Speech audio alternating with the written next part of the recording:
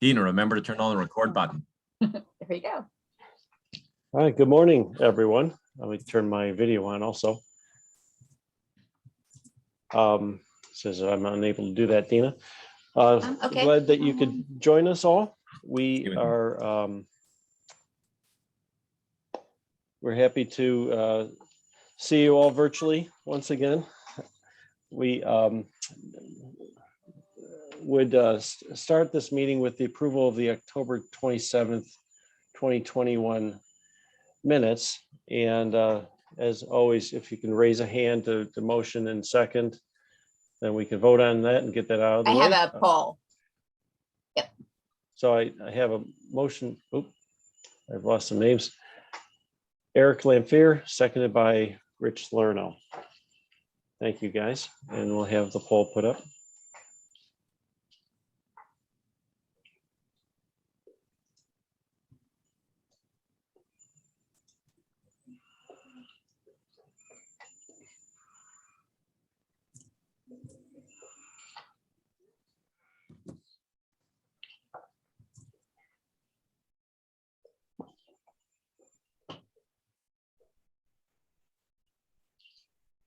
I just need a couple more votes before we get over that 50% mark. Okay, and the motion has passed with 2 abstentions. Great, thank you. And let's go right into our presentation with Sarah. Stephen, would you introduce her, please? Yeah, sure. Hey, I'd really like to welcome Sarah Zack, who is a pollution prevention extension specialist with Indiana, Illinois Sea Grant. Sarah had spoken to us on the subject matter of emerging contaminants 2 years ago, I believe it was, and we were unable to get her back for various reasons, including, I believe she added to the Zack clan during that time. I did, yes. So I know this was a very popular subject, and Sarah is going to talk to us about, give us an update on contaminants of emerging concerns, including the fortunately ubiquitous PFAS and also PAHs. So with that, Sarah, I'm going to hand over to you. Share your screen. Yep, we can see it. Great. We're in presentation mode, and off you go. Thanks so much. Great. Thanks, Stephen. So it's great to be back. I apologize for not being able to join you last year. Ironically, all of the talks that I have either come to or been invited to for your group have been in early December, which I thought was kind of ironic. This is contaminant season, apparently.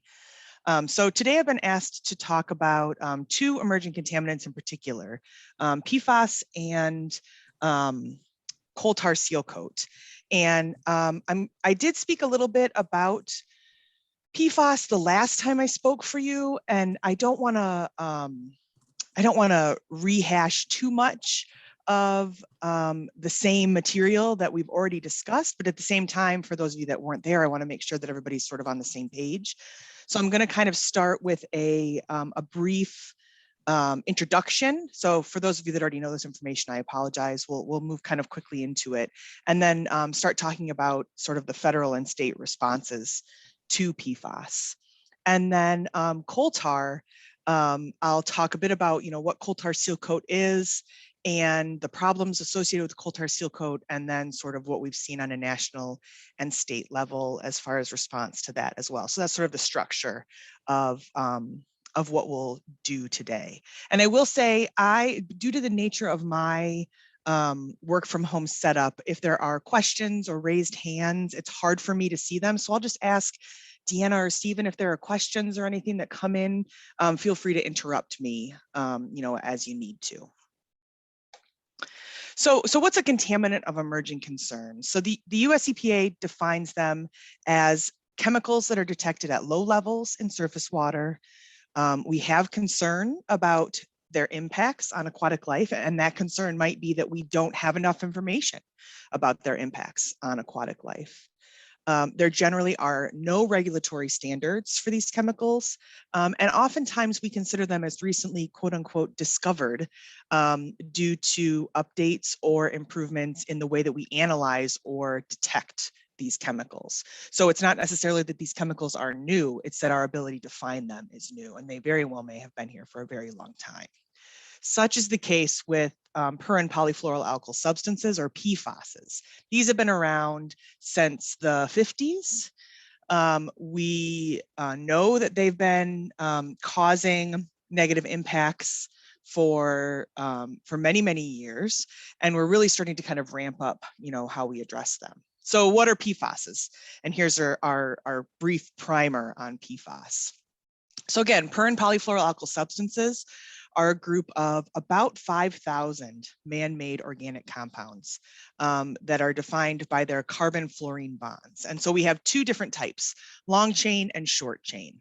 PFOA, PFOS that we hear probably the most about in the news are considered long chain, and the alternatives that we're starting to see produced in more recent years, like Gen X, are considered short chain.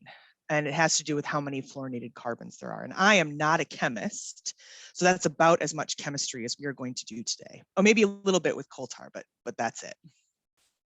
So we call these forever chemicals because they are incredibly stable and very persistent in the environment. Okay, they bioaccumulate in the environment and in organisms, but they're very useful in a variety of applications because they resist heat, oil, grease, and water.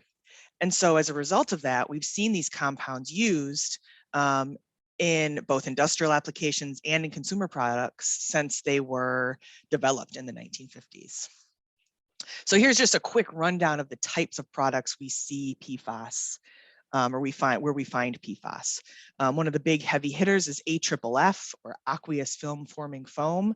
This is your firefighting foams, nonstick cookware and utensils, so Teflon, stain repellent carpets and upholstery and other fabrics. So this is your Scotch guards. Grease or oil resistant food packaging and containers, stain and water repellent apparel. So this is Gore-Tex. Dental floss, anything you need a glide, PFASs have at least historically been used.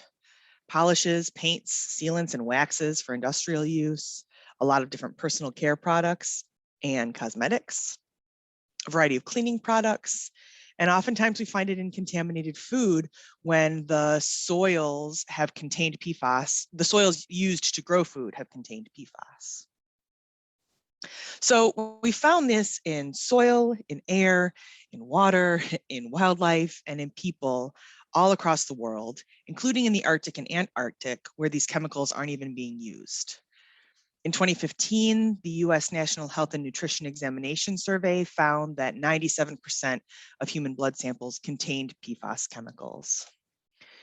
There was a Safe Drinking Water Act testing program conducted in between 2013 and 2015, and it found PFAS in water supplies that served more than 16 million Americans. And we'll see as we keep talking that this is a trend. But the presence of PFAS wasn't really widely reported until the late 90s to early 2000s, despite the fact that it was used very, very widespread use in a very wide variety of products for 50 or 60 years at that point. So how does this get into us? How does this get into the wildlife? How is this in the water and in us? So we ingest it, we can absorb it through our skin, and we can inhale it. It's absorbed very easily in our digestive tract, and it quickly enters our bloodstream. And drinking water is by far the most important and the most widespread exposure route. And possible impacts of PFAS exposure include this laundry list of horrible things: altered kidney function, kidney and cardiovascular disease, suppression of your immune system, and then cancer, and then a lot of impacts associated with childbearing women and pregnancy and infants, including difficulty becoming pregnant, preterm birth, and low birth weight. We can break PFAS down in our bodies, but it happens very slowly. And so if you're getting PFAS through, let's say, your drinking water, it's going to accumulate very rapidly with that sort of continued exposure. So this is a map, and 2 years ago I presented this map as well. This is a map of some known PFAS contamination in the United States, and this map was put together by the Environmental Working Group. And it has drinking water contamination are the blue dots, purple dots are military sites, and other known contaminated sites are in orange. And so I used this to point out a couple things. One, you see North Carolina is just covered in blue dots. Well, North Carolina is where the Chemours and DuPont plants are. There have been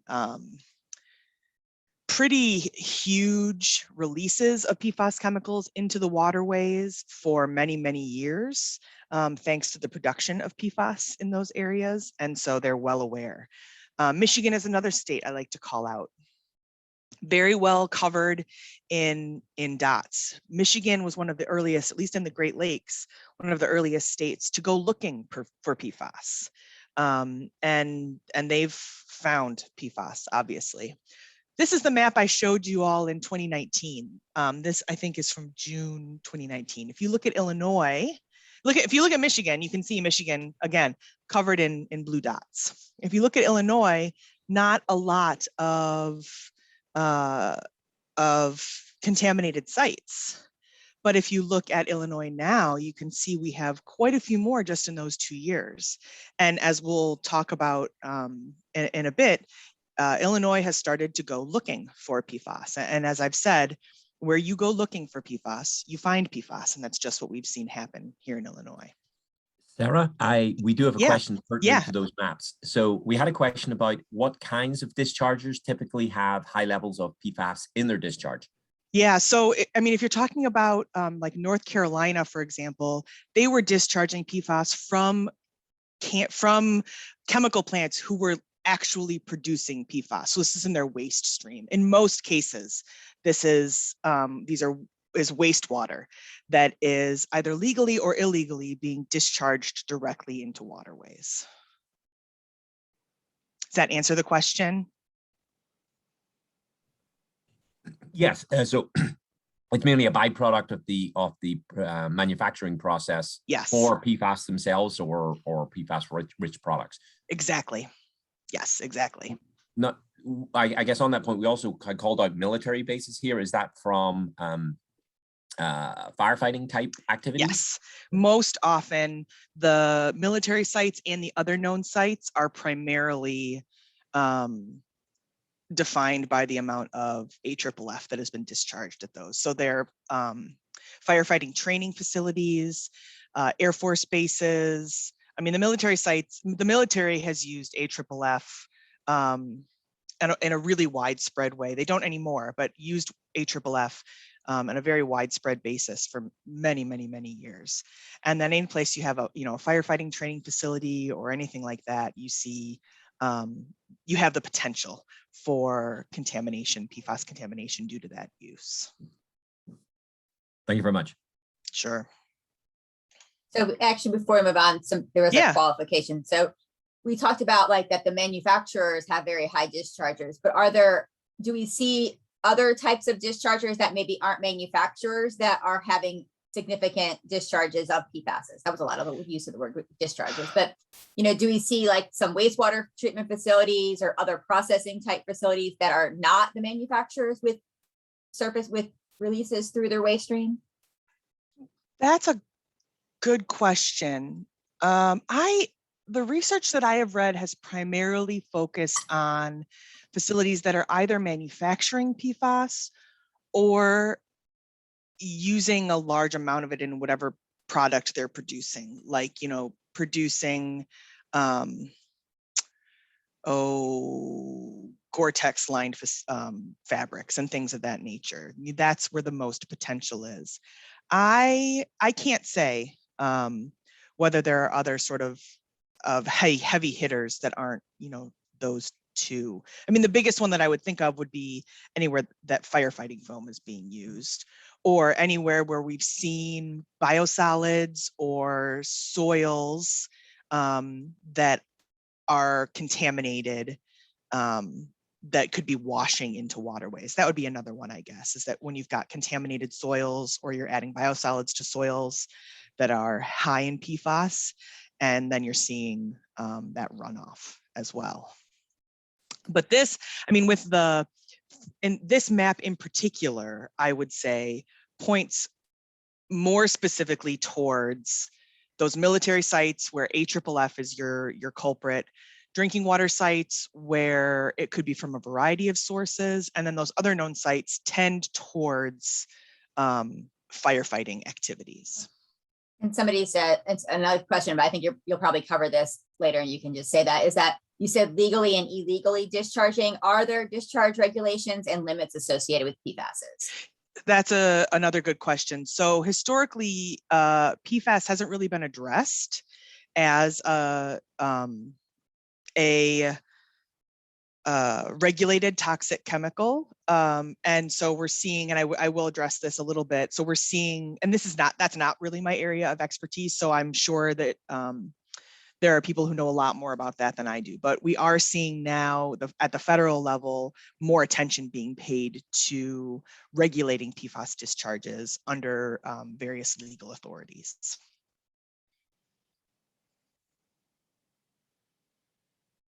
There are no more questions at this time, so we'll let you continue. Okay.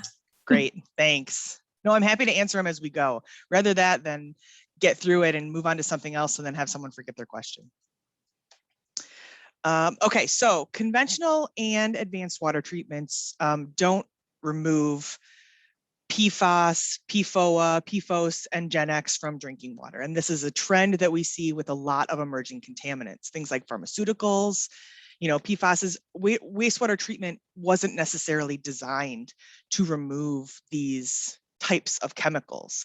And in fact, there has been some research that has shown that the wastewater treatment process can actually amplify concentrations of PFAS by breaking down some of those larger PFAS into short chain PFAS and then increasing the percentage of short chain PFAS. There are a number of treatment options available. All of them require specialized equipment, potentially expensive equipment. They might need high input of energy, of electricity. So there's a cost associated with that. So whenever you're discussing treatment options for PFAS, both cost and feasibility of operation really need to be considered. Treatment options, I would say, or treatment of PFAS is probably the #1 research topic right now, which is great. There is a huge rush to find the best, the easiest, the cheapest way to remove PFAS from water supplies. And then, of course, patent it and make a ton of money on it. But if you're the one that comes up with that system, kudos to you, and that's really wonderful. So right now we're looking at really 3 categories of treatment options. The first is using activated carbon, either in granular form or powdered form, to remove the PFASs, just like a water filter. Chemicals like PFAS stick to the small pieces of carbon as the water either passes through, or the powdered carbon is added to the water and then removed. But again, there's a waste product that you've created that then needs to be dealt with. We also have anion exchange resins. So these small beads, which are called resins, work like hydrocarbon magnets that the PFAS attaches to, and then remove the PFAS as water passes through. And then we have membrane nanofiltration, or reverse osmosis, or RO, where water is pushed through, a small pore membrane that stops chemicals and particles from passing into drinking water.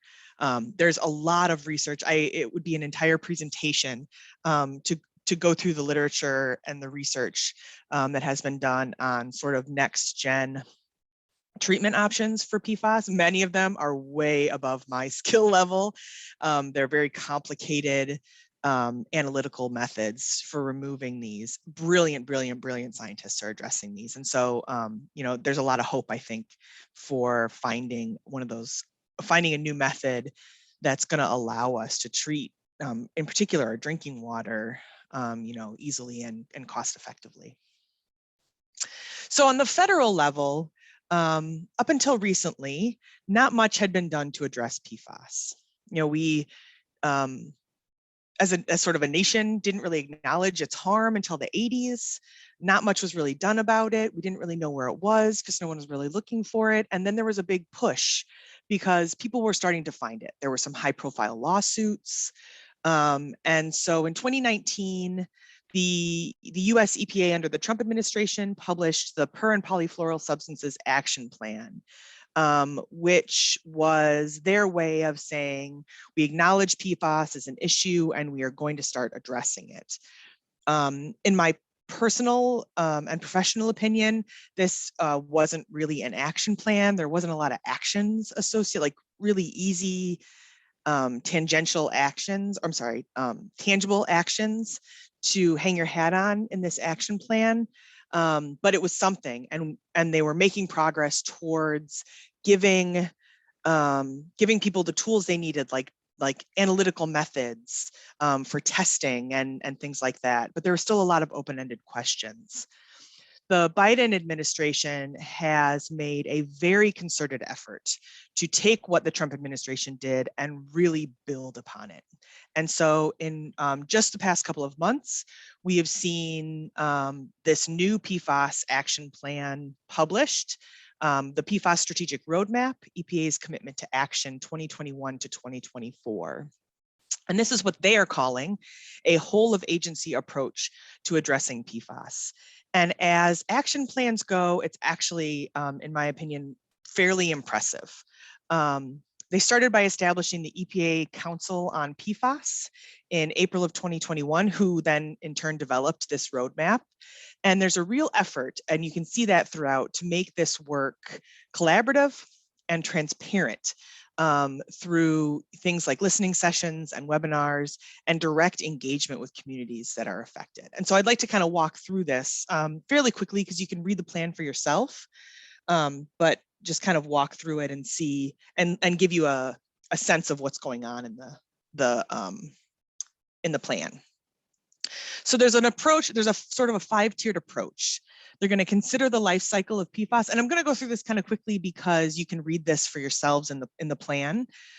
So the idea here is they're going to account for the full life cycle of all the PFAS chemicals, all the unique properties, the ubiquity of their uses, and all the different pathways for exposure, which is a huge undertaking considering we're talking about a group of chemicals with 5,000 members.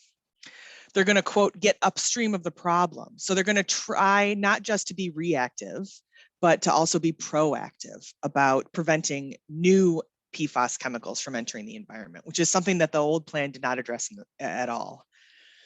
They're going to hold polluters accountable. They're going to ensure science-based decision-making. So fill in the research gaps, find out more about human health and ecological risks, and then test, measure, remove, and get rid of these PFASs. That in and of itself is a very, very lofty goal. And then, and I love this addition here, is that they're prioritizing protection of disadvantaged communities. So they're going to make sure that disadvantaged communities have equitable access to solutions. And they have kind of put their money where their mouth is on this by making sure that, that these communities are at the table from the beginning. You know, oftentimes contaminants like PFAS disproportionately affect disadvantaged communities. And so this is directly addressing that problem. And that's a big problem. So this is, I put together a variety of different slides trying to display this information, and short of 6 different slides full of text. This is what I came up with, and I'm not going to read all of this to you, so you can kind of take a look at it. And I'll make sure that that Deanna and Stephen get a copy of my presentation out to you guys too, so you can look at it for yourself. But these are the tasks. And the nice thing about this plan is that these tasks all have deadlines. So far, and we've only scratched the surface of this, but so far we have seen timely updates that fall, and they're meeting their deadlines so far. In September, the EPA announced a new method to test for 40 different PFAS compounds in wastewater, surface water, groundwater, soil, biosolids, sediment, landfill leachate, and fish tissue. So that's your published the National PFAS Testing Strategy. So they're already making great progress on some of these things. They've released some health toxicity assessments on time. They're moving forward on drinking water regulations by starting to have meetings and listening sessions with folks that are going to be impacted by these rules. So far we're seeing action towards these items. And the one thing I want to point out, I guess, on this is that some of these are really lofty, and some of these things are things that have not been discussed before. So if you, I don't know if I have a pointer, if you can see my pointer. So the whole of agency approach is really apparent, I think, in this, by the inclusion simply of having the Office of Air and Radiation involved, right? They're going to start looking at air emissions, because it's great if we learn about what's in the water, but if it's falling from the sky into the water and we don't address that as well, then we're not going to make very much headway. So it really is sort of this cross agency plan by having all of these. And of course, it's Office of Water heavy. And some of these, the ORD, the Office of Research and Development tasks are also very, very big tasks. But it's here, there's dates attached to it, and hopefully we'll see that they make progress towards this. And in, the end of 2024, when this plan, in theory, when all these tasks towards this plan have been done, we're going to be in a much, much better place than we were, in 2019 when the Trump administration put out their first action plan. So since 2019, to 2024, I think we're going to see leaps and bounds happening in our approach to these chemicals. So a lot of states, though, don't want to wait. We've known that these chemicals were hazardous for many, many years. And so they took matters into their own hands. And so I'm sure this slide is out of date now, but it illustrates my point. So the difficulty in addressing these chemicals because of a lack of federal regulations, encourages states to enact their own. So we've seen all these states enact their own. I know Wisconsin in 2019 tried to start a voluntary program that failed, and I'm not sure where that is at right now. But shockingly, we have seen major movement in Illinois, and that's not something we can always say on environmental issues. So in I don't know when it was, 2020, I think, or maybe it was 2019, Illinois announced their plans to conduct a statewide investigation into PFAS in drinking water supplies. And the goal here was to establish an MCL, a maximum contaminant level standard for PFAS chemicals in Illinois. So they're looking at 18 different PFAS chemicals in finished drinking water. And they're using EPA method 537.1, which is a method used to detect, I think it's up to 29 different PFAS. So they're using one of those new EPA methods. And they're doing this under the authority of the Illinois Pollution Control Board, who is authorized to adopt state MCLs. And I don't have a slide of this, but 2 years ago, when I spoke to you, I put up a slide like this, and it was all zeros because they had announced the program and they had built the website, but they hadn't actually started. And I was really, really pleased to see when I went to pull this information for this talk today that they have almost completed their sampling. It looks like they're just waiting on 10 samples, and I don't know if that's 10 that they aren't going to get anymore, or that they just have 10 samples. But overall, I would say the news is fairly good for drinking water supplies in Illinois. I think this is really encouraging, actually. So 1,272 finished drinking water sources are below the minimum reporting level. 75 of them are equal to the minimum reporting level, but less than guidance level. And then 65 of them exceed. And so we have 65 areas where there's likely a PFAS issue. And as I've said in the past, a lot of these are locational. You can go to, you can zoom in on the map on the EPA website, and you can see kind of exactly where these things are. And you can say, oh, well, like the ones up north in the Rockford area, the little cluster right here. Well, there's a lot that goes on up, and there's a lot of industry up there. And so you can kind of point to some of those sources. It's not necessarily a surprise, a lot of these. So I think that this is really encouraging. And so the idea here is not just to develop this MCL, but it's also to work with the community water supplier to inform the residents of those levels and then determine next steps as far as treatment options. Sarah, so it's a before you move on, I know you sort of hinted at what these red and yellow dots are, but yeah, do they have a better idea of like, what did they kind of, are these not surprising? Like, you know, we know that there was a base there or a firefighting operation, that there's some source that's definitely directly related to these? Not necessarily. Okay. I think what they did, this is just, all these dots just represent community water sources. Okay. We can go back in a lot of cases and say, well, these flagged areas aren't surprising because, but I wouldn't necessarily say that they were expecting them. I mean, because I'm from Northwest, or I'm living in Northwest Illinois, I point to sort of like the Rockford Belvedere area anyway, because that is one of the hot spots that has existed on that environmental working group map for years and years. You know, there's a lot of auto works up here. There's a couple of reasons why that is, but I wouldn't necessarily say that each one of these red dots represents a firefighting facility or an airport. But I do think that it's likely that if they then go back and look at the area, they'll find their source. And maybe not in all cases. You know, that's just my sort of best guess at it. I mean, in many cases, these sources, I'm trying to think. In most cases, I want to say there are easily identifiable sources where these are coming from. And I think you say over in the text on the slide in little letters that both the Illinois MRL and guidance level are both set at 2 nanograms per liter. Yeah, so I don't know where they came up with that number. I do know that they were incredibly restrictive in these levels. Do I have it in my next slide?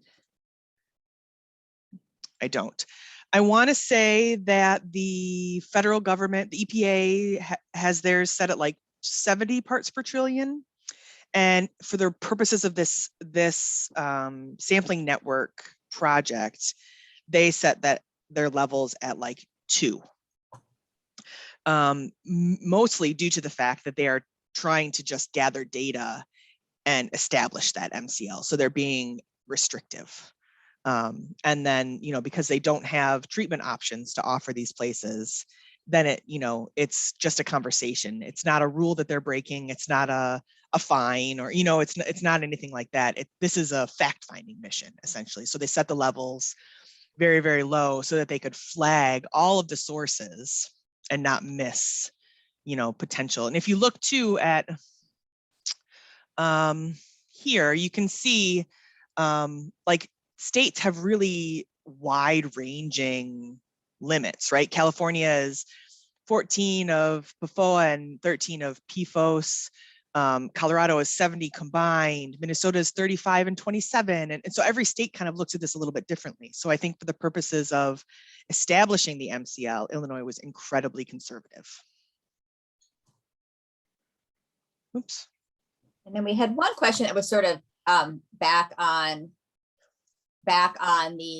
more of the plan that you had laid out from the Biden administration. Yeah. Was that in the past, environmental regulations haven't eliminated harmful manufacturing practices. They've sort of just moved them out of the US into other international locations. Is the EPA addressing this? I mean, are they looking to figure out like alternative products, or, you know, are we just going to see DuPont just pick up and move to someplace else that doesn't have regulations on PFAS? That's a great question. So I think, no, the plan doesn't necessarily address this, but I think we have already seen a shift from like PFOA and is not manufactured anymore for example. We have a legacy in the environment, but it's not manufactured anymore. And so by making these chemicals, one of the ways that they're addressing this is by making them essentially a hazardous substance and making their disposal so difficult and their use so difficult that it doesn't pay for a lot of these companies to use these chemicals anymore. So they're just phasing them out, or they're finding alternatives. And in the cross-program efforts here, you can see they are establishing what they're calling a voluntary PFAS stewardship program. And essentially what that is a voluntary way to get companies to be transparent in their use, work with the federal government to phase those out, work with the federal government to get them responsibly disposed, things like that. So I would say that for this plan, the emphasis is really on testing, finding this, removal, and then getting PFAS designated as a toxic substance, through things like the toxicity assessments and using rulemaking to kind of set the stage, I would say, for some of those activities. But I wouldn't say that it necessarily pushes manufacturing of these chemicals onto other countries, but I also can't say that that won't be an unintended consequence either, because it really just isn't addressed. I think that's a really important question that you're asking.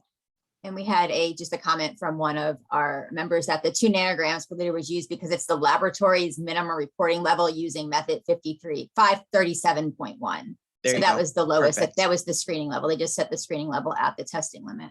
That's perfect. Yeah, and I know it's kind of hard to find information about the program. The Illinois EPA website is better than it has been historically, but it's not, totally transparent on these methods, mostly because people like me are probably the only ones that want to read that stuff. So a lot of that is not as transparent, I guess, as it could be. So thank you for that, because I didn't know that. And now you can continue. Okay, so, and really just to wrap this up, I just wanted to talk about sort of the 2 phases of how Illinois EPA is going to approach PFAS. So right now we're in phase 1, and that's essentially the information gathering. Importantly, they are considering economics in this as well. They're going to conduct an economic impact study for the MCLs, which I think is important, similar to the federal effort, where they're going to talk to the groups who are going to be impacted by these rules and find out, is this feasible? Is this going to put, small businesses out of business? And taking that into account, weighing all of that. So these are sort of the steps that they're involved in right now in phase 1. So the statewide sampling has been, in theory, finished, and now they're developing risk assessments and figuring out, how they're going to scientifically support whatever MCL they propose. And then after that, they'll initiate the rulemaking process, and it'll have to go out for public comment. It'll have to have public meetings. So we're still a ways off in addressing this. So that was all I had about PFAS, and I don't know where we're at on time, because we're a little longer than I expected. Cole, I'm not sure how much time we have for me. Do you want me to keep going until you yank me off stage? Just keep going, and we'll introduce the shepherd's crook at some point. But, okay, that sounds perfect. This is a much less complex issue. Coal tar seal coat and pH is a much less complex issue, at least in terms of what I'm going to present here, I guess. And don't necessarily have as much to say about it. So maybe we'll move quickly through it. So coal tar is the black viscous liquid that gets sprayed. Seal coat is a black viscous liquid that gets sprayed or painted on asphalt or blacktop parking lots and driveways and playgrounds. It's most often not used on roadways. You mainly see it in parking lots, driveways, and playgrounds. And coal tar seal coat is a particular type of seal coat. We also have alternatives to coal tar, but we're specifically focusing on coal tar seal coat, which contains up to 35% coal tar pitch, which is a byproduct of coking coal and producing steel.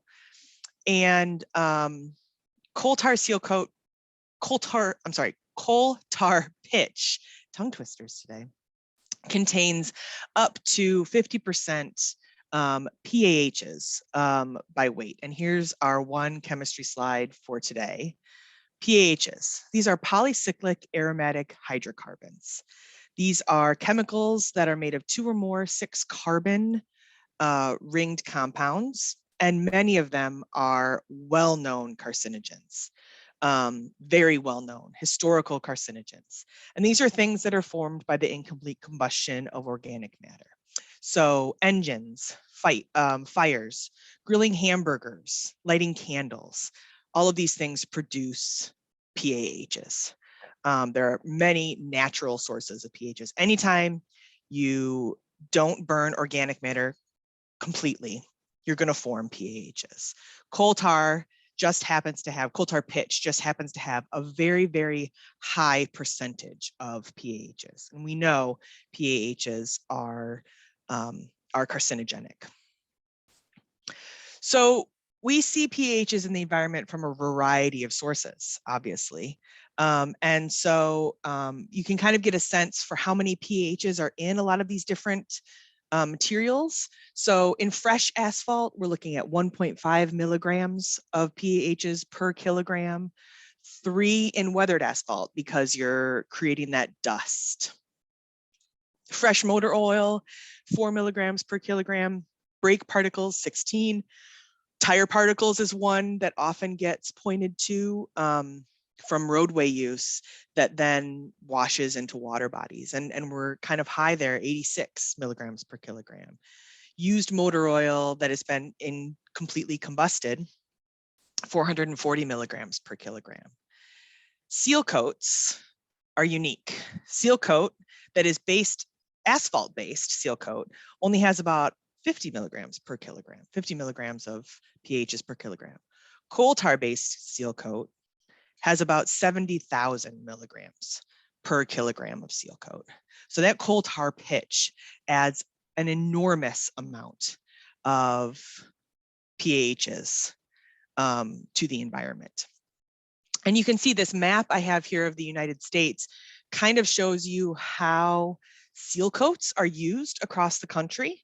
And it's interesting because along the Continental Divide, it's almost like the dividing line between the types of seal coats that are used. So to the west of the Continental Divide, mainly we see asphalt-based seal coats used. And so as a result, the levels of PAHs that have been tested are much, much lower.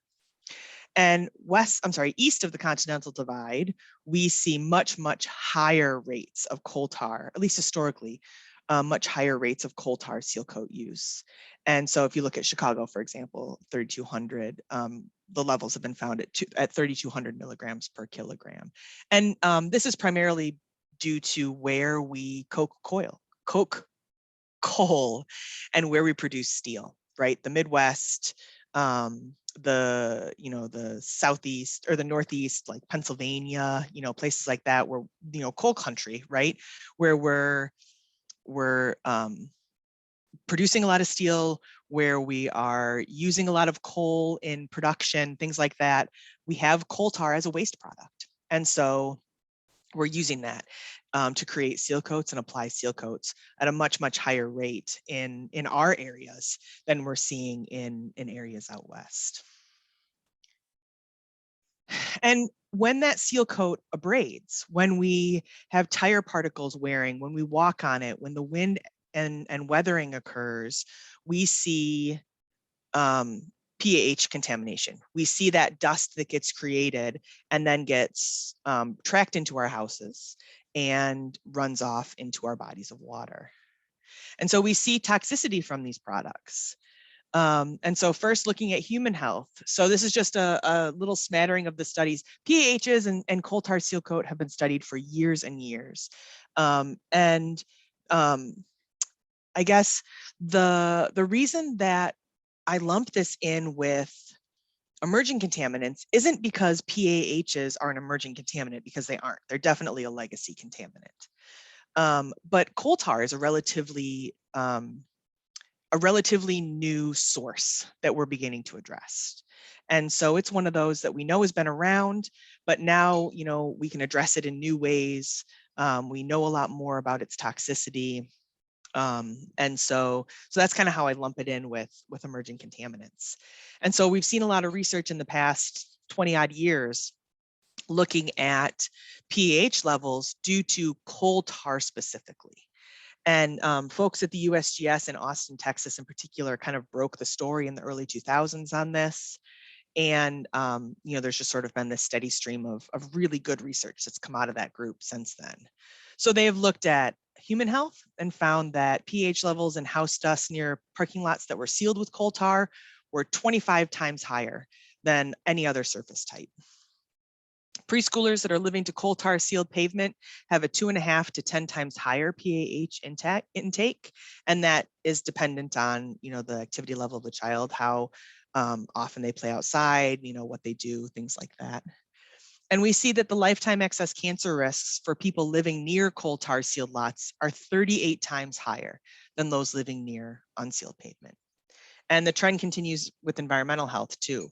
Runoff from coal tar sealed pavement is acutely toxic to fish and zooplankton. Coal tar runoff and simulated sunlight damages and impairs DNA in rainbow trout.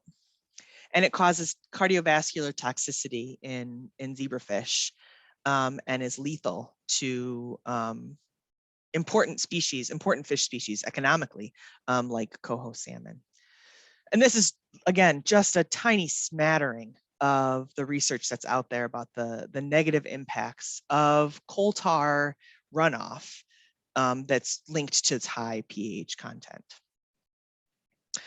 Interestingly, though, if you take that runoff, that coal tar runoff, and you run it through a bioretention system, you can almost completely reverse that toxicity. So things like wetlands and you know, filtration systems have the potential to essentially negate the negative impacts from coal tar runoff. Recently, a paper just came out. This was in 2020. This is some work that was funded by the Great Lakes Restoration Initiative, looking at they did a sort of wide study of Great Lakes tributaries and found lots of PAHs in the stream bed sediment, and then took that and did this really interesting project they used multiple lines of evidence to determine the sources of what those PAHs were. Were they tire wear particles? Were they, was it motor oil? Was it, you know, just legacy pollutants?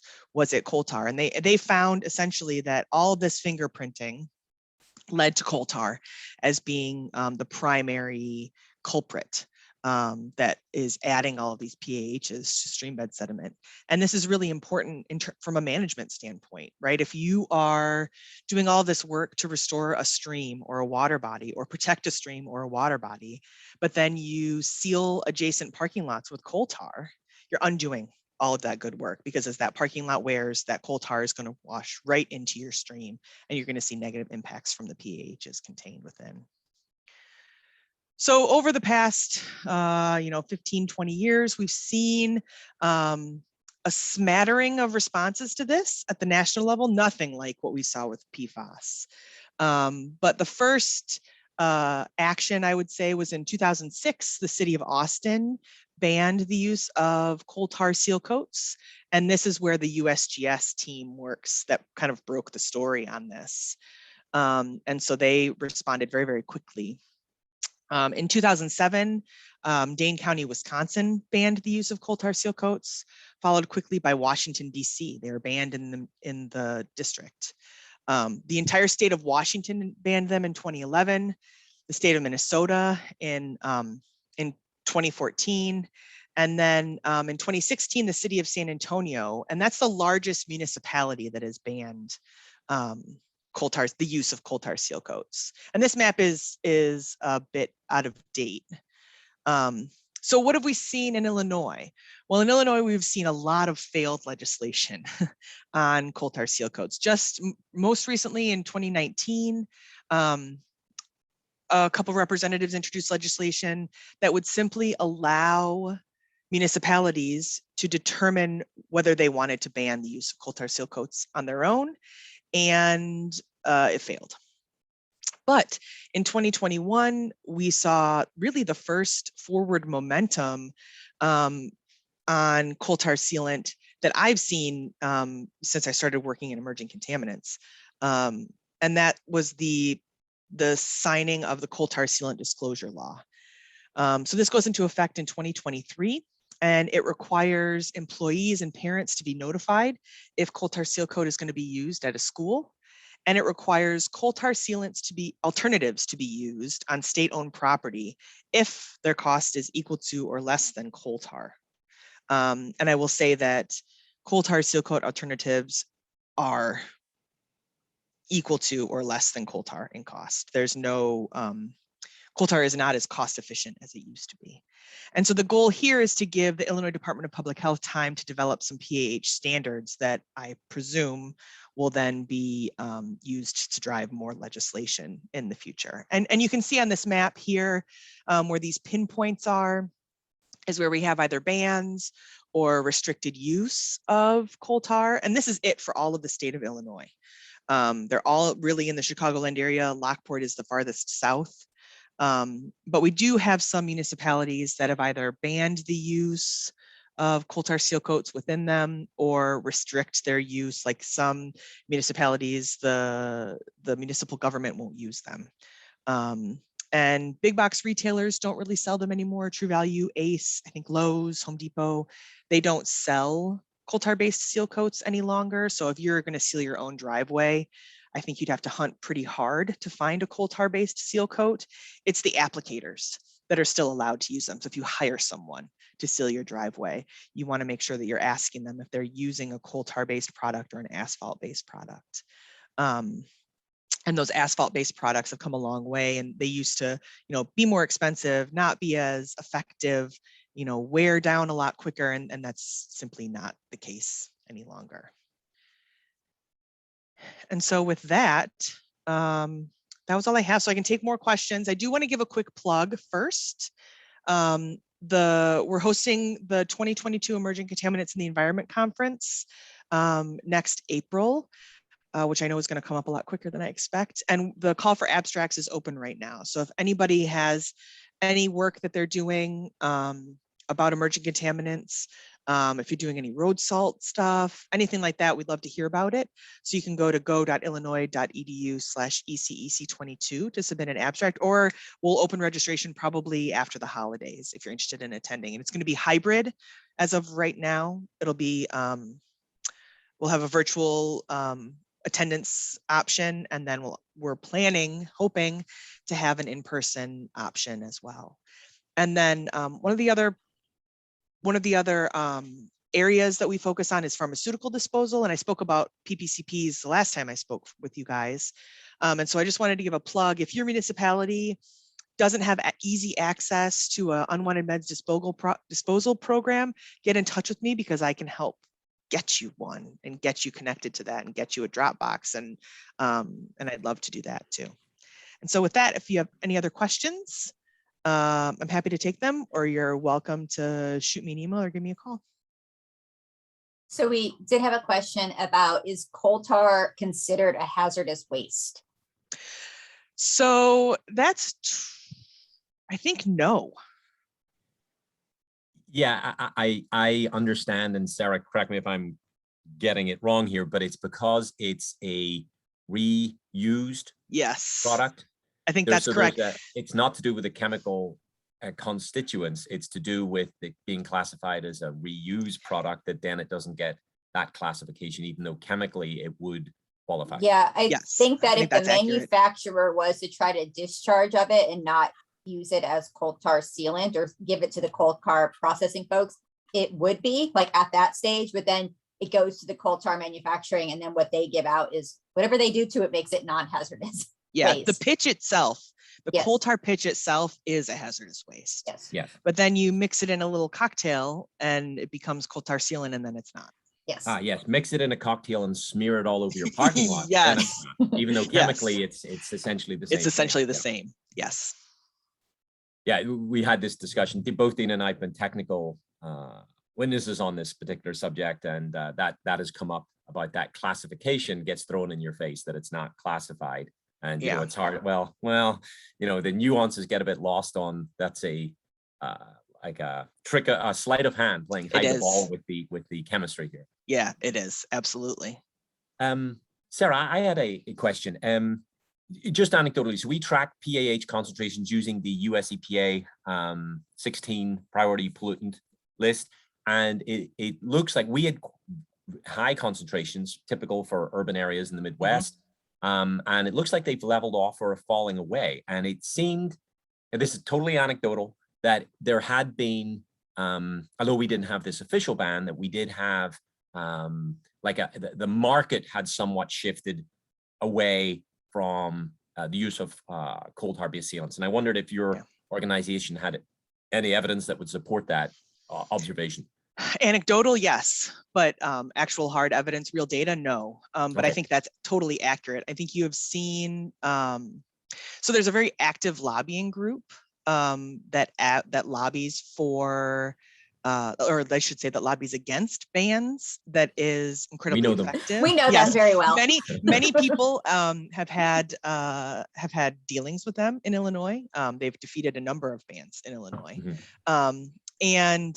But I don't think that has stopped retailers from making their own decisions about what they're going to sell. I mean, I think even applicators are moving away from using these products. If you can't buy them in stores, is it something that you want your clients to, right? Like, and you really can't buy them in stores anymore. It is incredibly difficult to buy them in stores.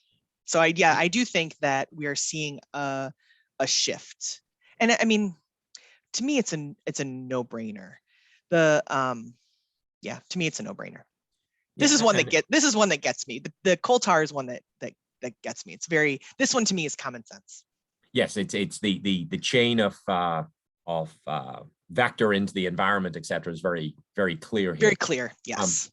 And just so members know, the way that these various proposals were defeated by the industry was jobs.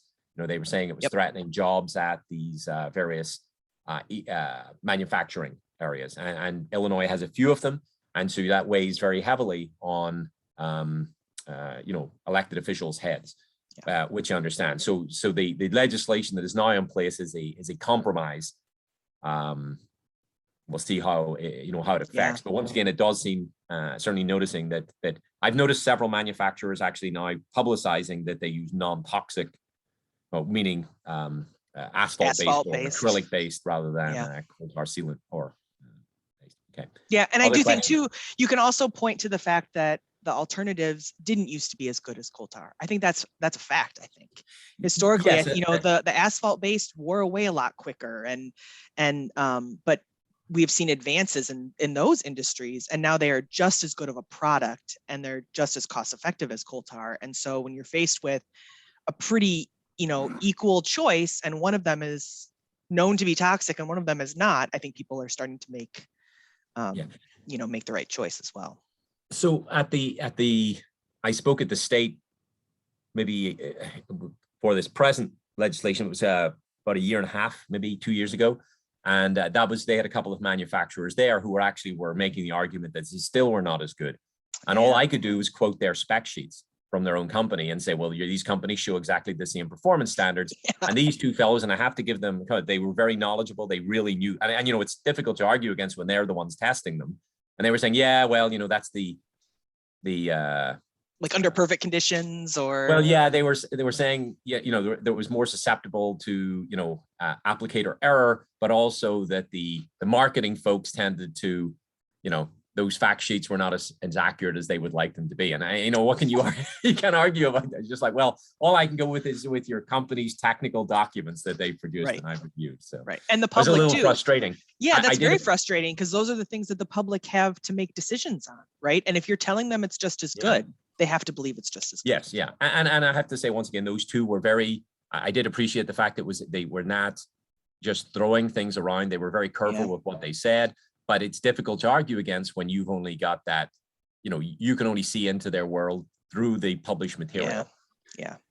But then, they're also opening themselves up, though, to making misleading claims about the effectiveness of their products. Well, yes. That's not for me to pursue, but it certainly it did seem like it did seem an odd thing to. A little bit of a bait and switch. Yeah. So we have a question here about, is there been any research of the impacts of using fungi on dealing with PAHs? I don't know if that's to do with, I know certain plants have, certainly chlorophyll plants have a uptake of some metals, etc. Right.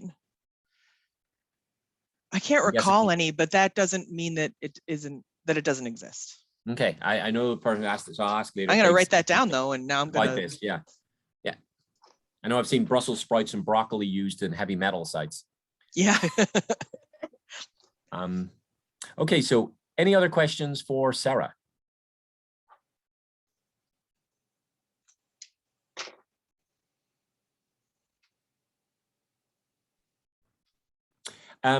So I've one that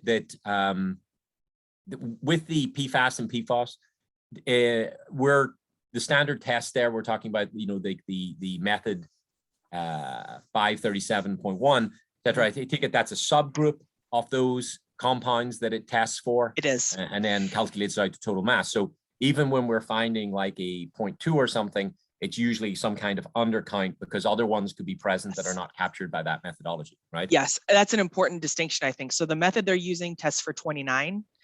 537.1 tests for 29 PFASs, but Illinois is only looking at 18. They're only looking at 18 different compounds. And I think too, and I don't want to take up too much more of your time, but to show you here. So you can see, and if you look at Colorado in particular, so they list their minimum levels at a combined PFOA and PFOS, excuse me. So it doesn't matter what percentage of that 70 comes from each of those compounds. But then if you look at Massachusetts, theirs is 70 of all PFAS. So you're looking at a much wider variety of chemicals in Massachusetts than you are in Colorado. And of course, you're limited by what you can actually detect in water, right? We don't have methods to detect 5,000 different compounds, but it's likely that even though these states are taking, doing good work and taking matters into their own hands, we're really seeing underreporting of all of these chemicals due to the wide variety of chemicals that we simply don't have methods to test for. So it's focusing on the heavy hitters first, the ones we know for a fact are widespread in the environment with, known toxic effects. But yeah, I think that's a really important distinction, is that we're looking at a subset of a class of chemicals that is overall very toxic. Got it. And a lot of these numbers focus on, drinking water, and that's where a lot of the research has been focused, because that's the direct, input into humans, obviously, for the folks who are using wells. But what kind of numbers are they showing, coming out of, traditional wastewater treatment plants for these communities that maybe use this as drinking water, or where there is that level in, is it being removed through, is there some removal through wastewater? I know that some of it does get put in the biosolids, but is there are there, right now we're really focused on drinking water, but where is this going to go in the future in terms of maybe limits on wastewater discharge or on biosolid concentration? Yeah, I think that's a really good question. I don't have a great answer for that, because I don't know. We're so early. And I mean, everybody was afraid to go looking for PFAS, because what the heck do we do when we find it? Right? We don't have treatment methods. We don't have disposal methods for these waste materials, even if we do have treatment methods that we can use. And so we're just scratching the surface, I think, of starting to look for this. And so drinking water, finished drinking water, I think is the most natural first step, because as you said, it's, directly impacting us. But, I would have really loved to see in Illinois, when they did this finished drinking water study, let's look at the input and the output, right? Let's look at the finished drinking water. Let's look at what's going in so that we can get a better sense of that. But they opted not to do that and I don't know. I don't know if it was even considered. I don't know if it was considered and wasn't feasible. I have no idea. But yeah, I haven't seen a lot of that data. I know that the wastewater treatment plants in certain cases are removing some of this, but not a lot. And in some cases they are amplifying it unintentionally. And so yeah, I mean, there's a lot of work left to be done on this. And I'm sure there are people who know more than I do, particularly about the wastewater side of it. I guarantee that. So we have a practical residential question here, and it's said that they've been using a smoker, with the pellets to cook meat. And is that putting PAHs into the food? Yes. Okay. The food is PAHs. If you're smoking meat, if you're grilling a hamburger, you're creating like that yummy, well, if you're a meat eater, that yummy charred crust on a grilled hamburger is full of PAHs. There was some research that came out not that long ago about how eating hamburgers was bad for your health because you were eating PAHs. And it was very reactionary, and I think it presumed that you were eating. Yes, it was, very, it was a lot of fear mongering, really, but I mean, the fact of the matter is that yes, we have, since man first grilled meat, cavemen first grilled meat, we have been ingesting some PAHs. So I think that there is, so a level of that is just no big deal. It's that excess risk that these products create. How much charring, etc., goes on, increases, and also the types of pH that are produced. So yes, I know I've seen some pretty good literature out there on how to minimize it, and beneath a certain level, it's as you're saying, no big deal. It's completely normal. PHs exist. We've existed around PHs, a lot of them since we first started using fire. Yeah, and just put a plug in for that EC conference that you mentioned. Pull it back up. It's excellent. And the only thing I always say after I've attended it, I'm afraid to stay in my house and afraid to go out of my house. That is true. Yes. You leave. It's one of the few conferences I would sort of leave more depressed than when I got there. Yes. Like usually, you hear all these success stories, in the water resource conferences about all these great projects and stuff like that, and you leave feeling very proud of what you do, and then you leave ECEC and you're like, oh, so everything is poison. There was one last year that talked about, I think it was risk from cleaning products, and I was like, God, now I can't even clean. Yeah, like, it was like really scary. I was like, oh my gosh. But yeah, that I appreciate the plug and that you enjoy the conference. It has really grown since we've adopted this virtual component to it. And we've gotten some really great participation from people across the country. And I just wanted to point to one, a woman from the Washington Safer Choices program, I think it's called, spoke last year about alternatives to PFAS containing materials in sort of everyday use. And it was really a great talk. So we do get some that sort of have that, here's what you can do. Here's, here's what we're doing to kind of actually solve these problems. But yeah, the majority of them is, we looked here and everything is bad. Yeah. Well, that's just the stage of the research that we're in right now, right? We're really still trying to get a handle on where the source of these are and where they are. It's like, particularly with PFAS, and overwhelmingly, those are the abstract submissions that we get are dealing with PFAS, because it is such a big area of research right now. So, but not a happy one. Yeah, it's a great conference. Thank you. I use the HPLC mass spec for my graduate research. So it's like flashbacks to that for me. We're looking at all of the graphs, because that's one of the main detection limits, right? One of the main detections for all the PFASs. Yeah. She broke out into sweat when she heard that. Yeah. I thought I'd never have to look at those again. Somebody did ask a question, is that, as we're seeing retailers and communities moving away from the use of coal tar, have we seen an increase in the disposal of coal tar pitch? Like, are we seeing that correlation, or maybe even we're just seeing that's a good question. it's funny because there are concerns about, like, when coal, we're moving away from coal. Yes. And as we move away from coal, then we also don't produce as much coal tar pitch. Mhm. And so the price of coal tar pitch actually was driven up not that long ago. And so it was this really weird, sort of cyclic Market. responsibility in the market. And so, I haven't heard a peep about there being issues with coal tar pitch disposal. And my guess is because we are producing less coal. And we're getting a lot of our coal and importing a lot of our coal tar pitch from China.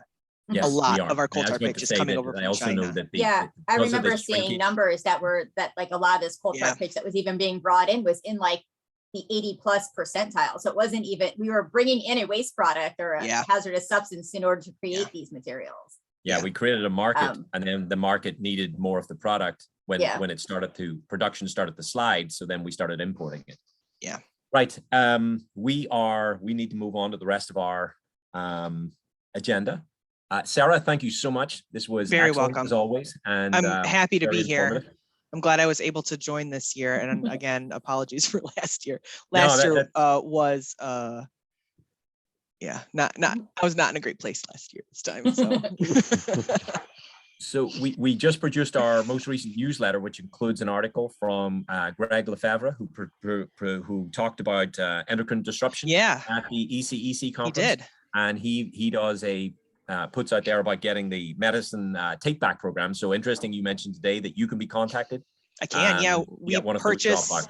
We purchase drop boxes for communities and provide guidance, and we can kind of help communities establish those programs. It's one of the most rewarding parts of my job is getting those established straight to the communities. So I may make a final change to the newsletter then and add in that contact info there as this goes to mayors and managers throughout the whole. That would be fantastic. Watershed area. Yeah, I would love that. Well, hit me up for money. Yes, exactly. So just remains for me to say thank you very much. You're more than welcome to hang out with us until the end of the business meeting. We'll run through the rest of the things we do, but thank you so much for taking the time to talk to us today. Sure. I think I'll drop off for now, but thank you for having me. And you know where I am if you need me again. Thanks so much. Thank you, Sarah. All right. Bye, everyone. Thank you, Sarah. My daughter at Purdue is actually studying PFAS right now, also in her chemistry degree. So it is a probably forever chemical and also forever employer. Yeah, I do say that emerging contaminants is job security. Yeah. I do make that joke. Sometimes it feels like it's in poor taste, but thank you for making it for me. It does get Bye, everyone. All right, thank you. So we don't have any more votes in this meeting, but we do want to touch on the highlights of all of our activities. So if you can all stay with us till 11 o'clock. We'll continue on with the special permit condition. Yeah, and just one other thing to mention about that presentation is that it was CEUs as well as PDHs were available for it. This is a new step for the DRSCW. Also, our chlorine workshop last week, we've submitted it for CEUs, but this one is the presentation today was already approved. Yeah, so the CEUs for the Illinois certifications for wastewater and drinking water operators are those specific CEUs that we're getting, and we do have the course number for that. So all attendees today after this email will be getting an email from us with that number in it for you to log into your system when you track your CEUs within the IEPA system for those certifications. All right, so let's jump in. We're just going to touch, as Dave said, we're just going to run through highlights here. So we start off with good news. We've successfully concluded the 2020 permit negotiations with IEPA and US EPA. As you know, there was a clause in the agreed. We had negotiated this with environmental partners, then with IEPA, with members, and US EPA had inserted a clause sort of in the last couple of months that we were not happy with, and we talked to IEPA about our concerns, and they took them to US EPA and argued on our behalf, and US EPA agreed that it was incongruent with the rest of the terminology in that statement and have withdrawn it from the permit. So permits are being issued. with the extension language to all of the DRSCW and the lower DuPage members. I've received a couple this morning to look over, and I'll be giving them the once over to check that they match all of the expectations. All of the, I will be reviewing the DRSCW, we'll call it the phosphorus part of the permit. I'm assuming that the fecal coliform one has already been dealt with and should be uniform on both IEPA and our side at this point. So thanks to our environmental partners on this. Thanks to Sanjay and Brant over at IEPA, and thanks for US EPA for listening to our concerns. And thanks to all of the work group members for holding, helping hold the line on making sure these permits reflect the needs of our local waterways. Stephen, Albert has asked, can you explain what those clauses are? So the as soon as possible language. Yeah, so Albert, what they, there was language in there, as you know, we had talked about extending the special conditions out. So some of our members were moving into taking the one, others wanted to remain in the special conditions where they pay into this fund that then is allocated according to the water quality model for, taking out dams, re-meandering waterways and such. So what we had in there was that these members would get an additional few years. And then we say would move over into the program that was set out in the nutrient implementation plan, which is our version of the NARP. And US EPA was okay with this, and then they put this language in there that was saying, or as soon as possible. So we had this language that, this plant would move to removing phosphorus in 2029, or it would move onto the schedule as set out in the NIP, or as soon as possible. And it just didn't match the rest of the, the permit had already set out a date, it had set out a alternate schedule, which was the NIP, and then it had this as soon as possible. So we asked to have it removed. US EPA had an argument for putting in there. I mean, that language comes from like a consent decree type document. It didn't make technical sense. It didn't make sense in terms of what we negotiated with everyone, and they agreed that to pull it out. Okay. So then I've no update on any of the discussions about the chloride limits, but we did hold a webinar on December 3rd for members, which was looking at chlorine, total chlorine residual. The new permit has a much lower detection level, or it requires you to reduce chlorine down to a lower level. So this means that you need better instrumentation and practices in order to detect down to that level. We had some of our members were struggling with that, so we invited two of our members, MWRD and Downers Grove Sanitary District, who have already a plan in place to talk about what they were going to do. And we also had a couple of, YSI and HAC also talked about their instruments and their experience in doing this. Right. Just in case anyone's interested in watching that presentation who may have missed it, it is on our website, the DRSCW website, under the meeting under the meeting link. It's on YouTube. Yeah, it's going viral. I'm sure everyone is watching it, Stephen. Yeah, well, I've had 4 or 5 people ask to watch it. So that's in the water that's quality viral world, for you. That's okay. viral. All right, Faywell Dam. So we have a proposal for an MOU that we've sent to. It's a rough draft that we sent to the county stormwater, who actually own the Faywell Dam. So what this is setting out is there's a number of discussions we're going to have with them about the long-term management of this structure. So technically, the structure looks like it will function and allow fish passage, but there's obviously things to ascertain about who's going to own it, who's going to remove debris from it, and also if there's any issues with it, who is responsible for that. By issues, I mean if a part of it becomes detached or something, what's the sort of SOPs for dealing with any of those issues? And that was submitted to the county in very rough form last week in order to get the discussion going on the key points that were identified and think them through with county staff. All right, jumping on to Growy Mill Dam. Dina, do you want to talk about the excitement we've been having with that? Sure. Most of the details are in the minutes, so I won't read everything to you and just sort of give you a generalized update. But we are moving forward with the final design plan and permit submittals. In early November, we had a pre-application meeting with DuPage County Stormwater as well as the Corps of Engineers on the project. We had a second pre-application meeting with the Corps of Engineers just last week, mainly due to just some issues on who our permitter at the Corps is going to be. So we're working on getting the final applications in to be submitted. We had hoped to get them in by the end of this year. We may actually kind of roll that over into early next year, just because we're still working on some design plans around the visitor experience around the mill. So sort of focusing on making sure we have all of that captured. That's not the stream restoration or the dam removal side of things, but more of what that trail layout will be, what that the outlook will look like, and stuff like that.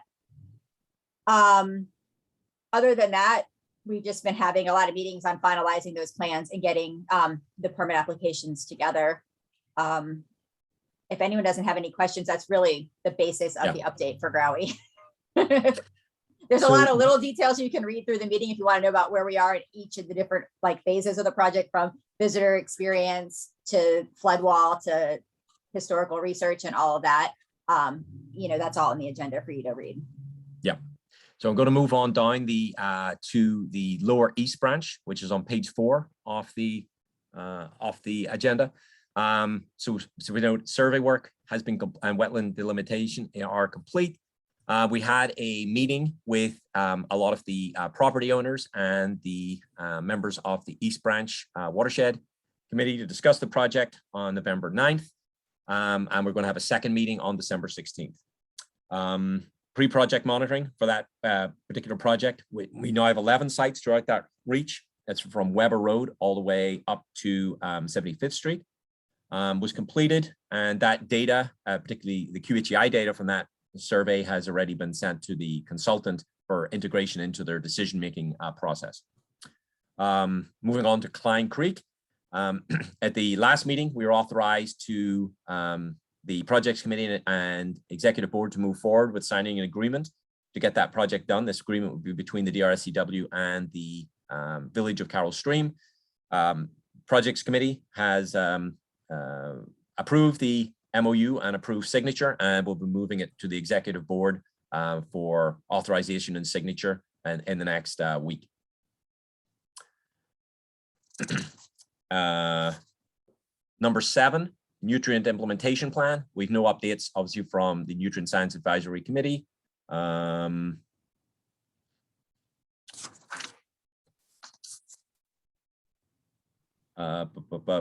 we want to talk about the qual model? I think that's the most pertinent thing on there. So at the projects committee that we had at the end of November, we went through some of the preliminary scenario runs looking at the removals of the dam at Fullersburg Woods, as well as Hamel Woods, as well as some of the total phosphorus effluent reduction strategies, looking at the effluent limits of trying to reach an in-stream concentration of 0.28 milligrams per liter, which is the benchmark that the IPS has developed to achieve aquatic life, fish and bug populations in that stream. The committee had some great suggestions on some of the ways that we're looking at those preliminary runs. And so we have a meeting on Friday with Tetra Tech to talk about how we can get a better picture of the data. Looking at, to get a better picture of the data so we can make future strategies. We got a couple ideas also for looking at how we might want to run additional strategies. And so the goal now is for staff to work with Tetra Tech to get some of these additional outputs and ways of outputs and scenario runs, and then come back to the project committee meeting. I assume that the April meeting of the DRSCW will have a very high intensive educational presentation on the results of the Qual 2K models and where we are. That'll be a great place to do that. It seems far out, but we have the annual meeting in February, so you'll have an update there. But then sort of a working meeting on where we're going with that, sort of between those two upcoming meetings. If anybody wants to get involved in the Qual 2K modeling, just send me an email and we can get you added to that projects committee list. Thanks, Dina. So the other aspect of the NIP that we're currently working on, of course, is the non-point source phosphorus feasibility analysis. I'm going to share that front cover of that report, Dina, just so you know. That's fine. Okay. So this is a report that is due under our permit, is due at the end of the year by December 30th. And it was to do with looking at the non-point source throughout the lower DuPage, the upper DuPage, and Salt Creek.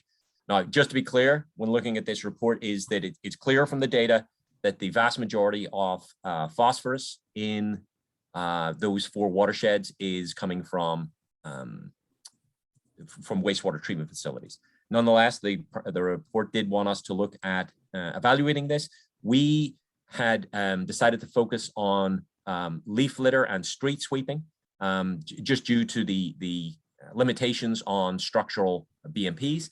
So this report is being produced by the projects committee. So the front cover that we're looking at, just a couple of items, going to pull out on it. So the report will cover the 3 watersheds of the DRSCW, and it is covering the lower DuPage,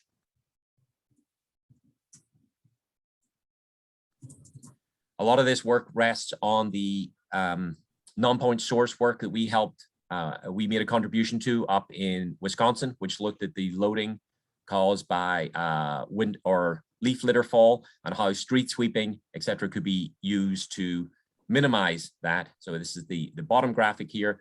You can see these are the controls and the loading analysis, and then this was the management regime. One of these was a control on the test. This test area 14 to 15 was what the loading looked like after the best management practices for street sweeping, etc., were put in place. So this was populated by a questionnaire to members. We had over 55 members who are members and others who responded, which was a very good response. So we will be looking at this again next year and hoping to get it closer to 100%. We got a little bit of time to sit down with those who didn't respond and talk to them perhaps one-on-one about their program.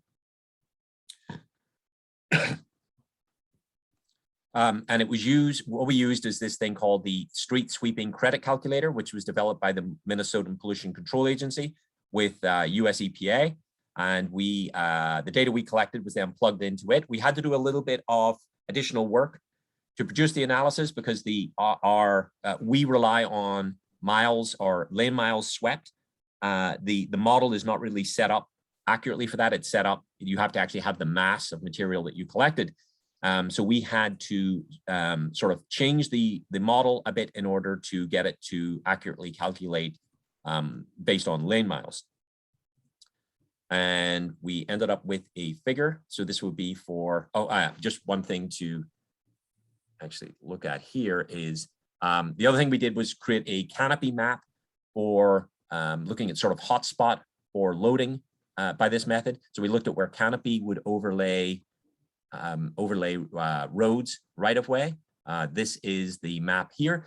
This turned out to be very important because it allowed us to accurately match our members off against the more intensive data collected in Minnesota, produced the crediting program. It allowed us to say, this is the set of Minnesotan communities that look most like our communities in terms of canopy cover of right of way. And we were able to use that to then tease out of the model a more accurate output for our particular case. This is Naperville that we're looking at here. Once again, we have this for the entire area. It's just these are call outs because otherwise, if you have the entire area showing here, it's just looks like like nothing. It looks like a Picasso. Not a fan of Picasso. Anyway, we produced then our removal rates based on our new inputs into the tool. Just going to jump over all of these parts of the report and go to the figure.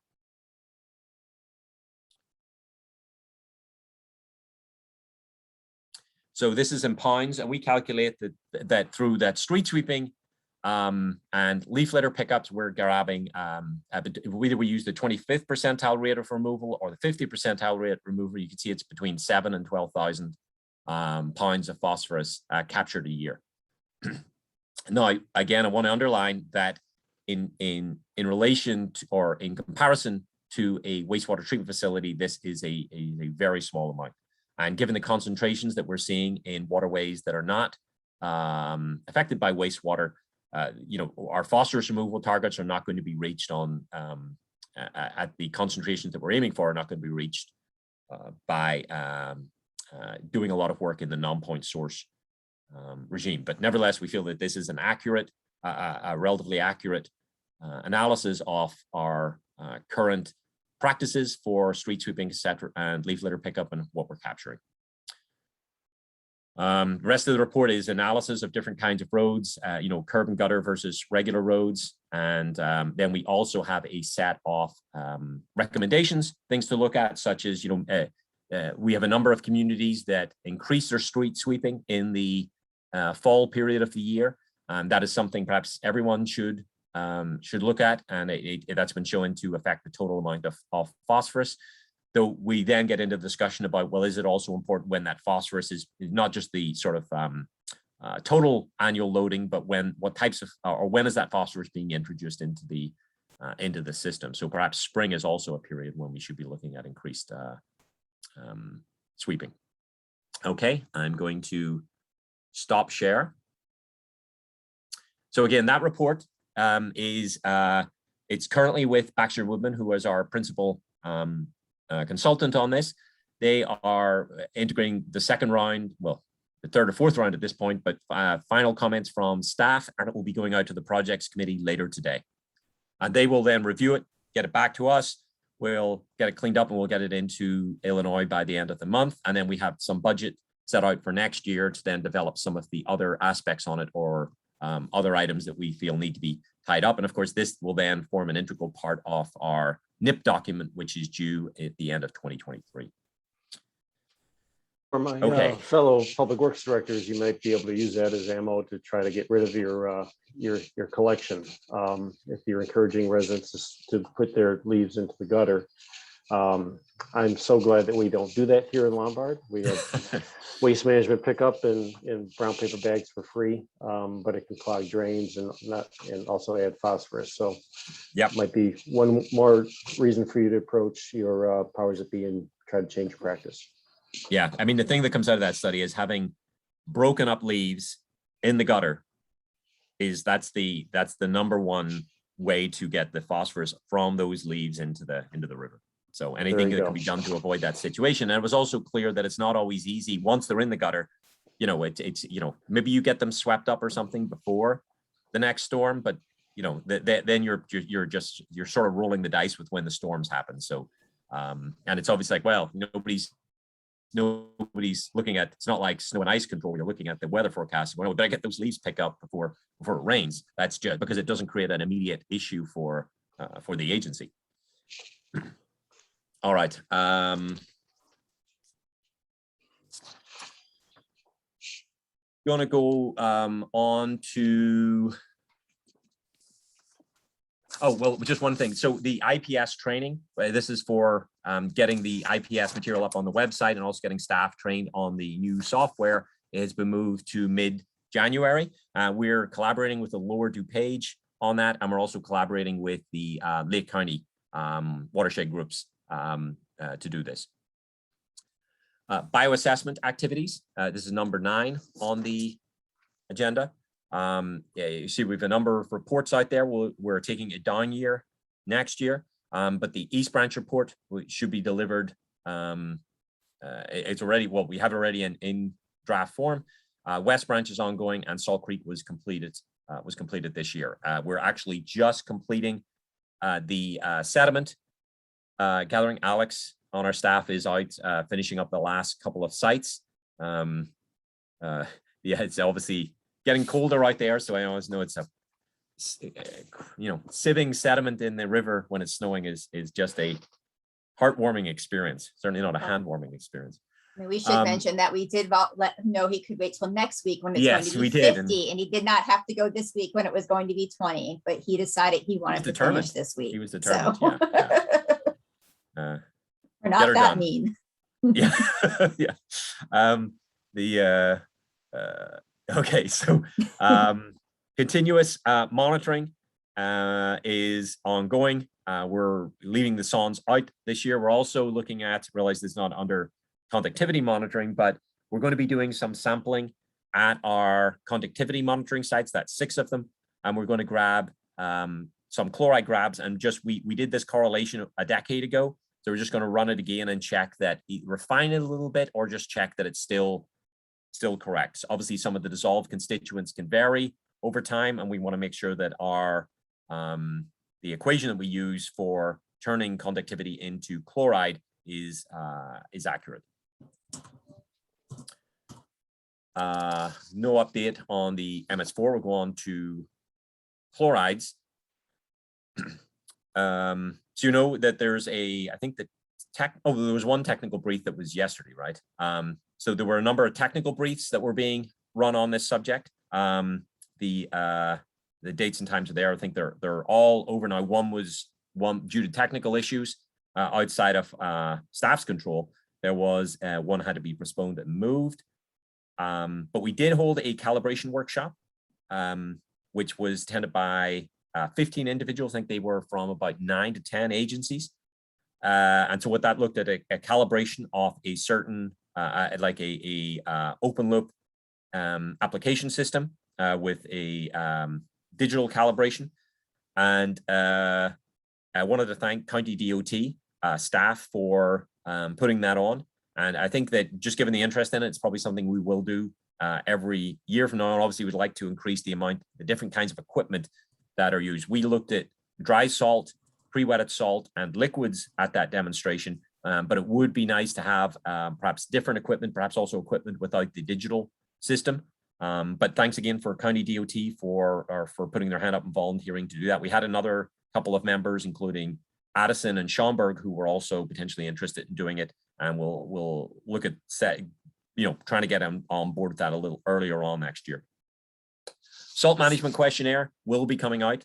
As you know, that was delayed due to the leaf litter questionnaire. There's a couple of little tweaks that need to be made into it just because of things like the time limited water quality standard, or time limited water quality. Correct me, Dina, what's the final? Time limit water quality standard. It is standard. Or okay. the time limit water quality standard for chlorides for the Chicago area waterway system and portions of the lower Des Plaines. Yeah, it was the standard bit I was sticking on. I was like, is it our questionnaire was adapted for that, and just want to check if there was any parts of that adaptation that we wanted to adopt for our use. Coal tar based sealants. Stephen, actually, before you go there, Albert had a question about just chlorides in general, about have we given any thought on getting a new reasonable chronic chloride standard? It is something that funnily enough, Albert, I did a talk for a group up in Wisconsin, and that was part of what we addressed, the fact that the Illinois standard is not either.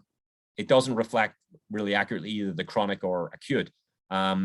We have not made any move on that issue. As you know, there was a move based on some of our research, which looked at trying to produce a dual standard for winter and summer, and part of that was also then looking at more accurate acute and chronic levels. But yeah, we have not made any move in it. Internally, we use our IPS tool concentrations for guidance on that. So we use both the 500 sort of as terms of state law, but then we also look at internally what the stressor response to chloride looks like based on our own analysis, which is below even the federal criteria. But I guess that's a rambling answer to say there's been no move from our part on any of that. Okay. Just real quick, just to point out that the winter technical briefs are all available on the Salt Smart Collaborative website. I posted the link in the chat, and we'll go ahead and put it in the minutes as well. But if you missed any of those, or your staff is interested in any of those topics, they all are recorded and posted on the Salt Smart Collaborative website. Thank you.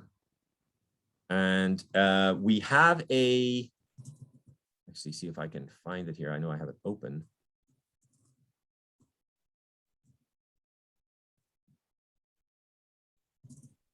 Okay, I thought I had it open. Anyway, we have a newsletter, which is complete, as I referred to this morning. So that will be going out digitally to all members later today. And it will be also a hard copy will be sent to mayors and managers. I may hold on to it just for a moment, just to add that item that Sarah referred to, that Sea Grant, of course, is a way to get one of those deposit facilities in place for capture of medications, as we have an article in there referring to medications. Okay, so moving into business.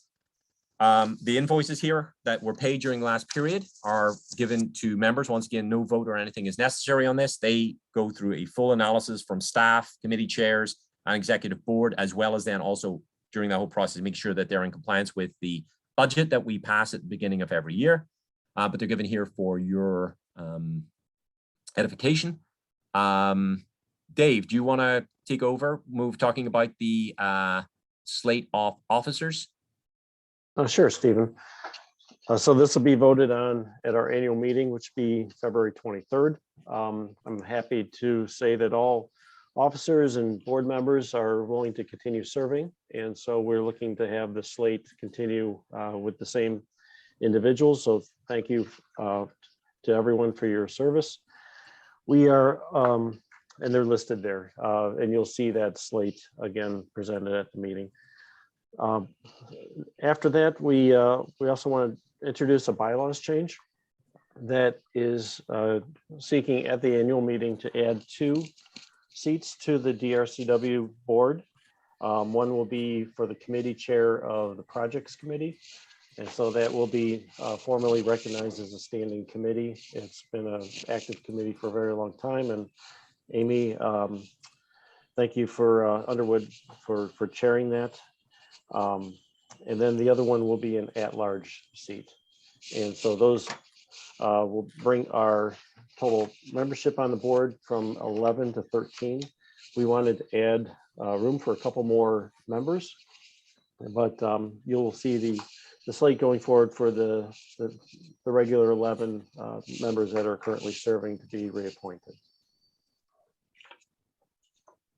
Okay, I think that's all I have to say on that, Stephen. Yes, and so that those bylaw changes then will be voted on at the annual meeting in February. So the bylaws say we're to send them out for the I believe it was for the end of December for review. So if there's any questions from membership or anything you want to discuss about the changes, give Dave or myself a call. These were obviously the 2 at large seats are the biggest change. The rest of there's some changes to we formalize accounting in there about how we review expenditures, and a lot of the other changes are ripples from the 2 additional seats, which we then increase the quorum size and such. Okay, presentations during the last period. We did do a presentation on chlorides for a group from Wisconsin DNR. It was good to see some familiar faces in that crowd. Marcia Wilhite, who was formerly with IEPA, was on the call, and so she sends her good wishes to everyone in the DRSEW.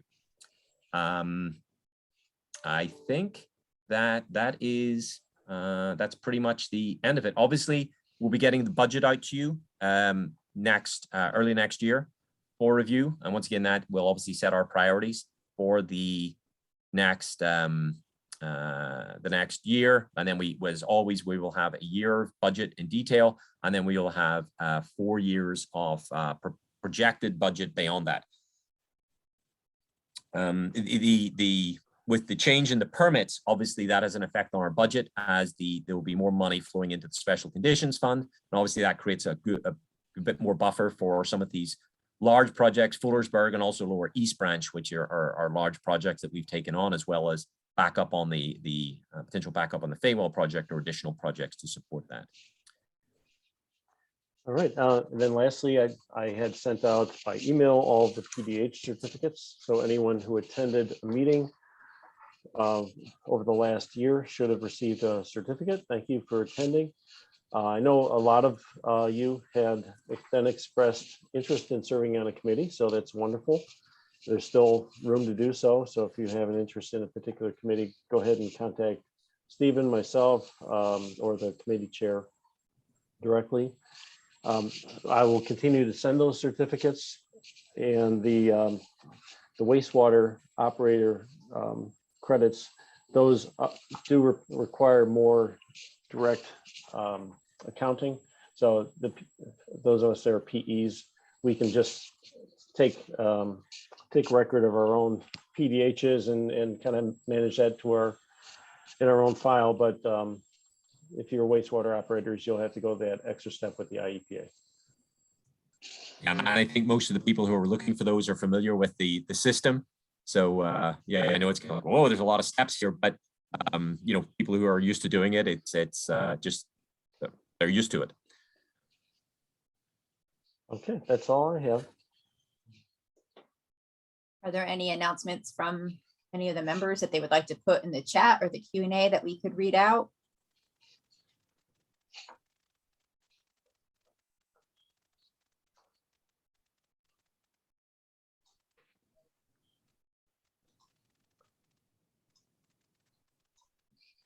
So far, nothing. Not seeing anything. Well, Everyone's just looking at me like, are you gonna say something? Happy holidays, everyone. Yeah. We'll be looking for a motion to adjourn then. Yeah. Merry Christmas to everybody. I wish, you know, good to see everybody in person, but I hope you and your families have a really great time over the holidays. We have a motion by Jennifer Hammer and a second by Greg Ulrich. So thank you so much, and we'll look forward to seeing you in the next year.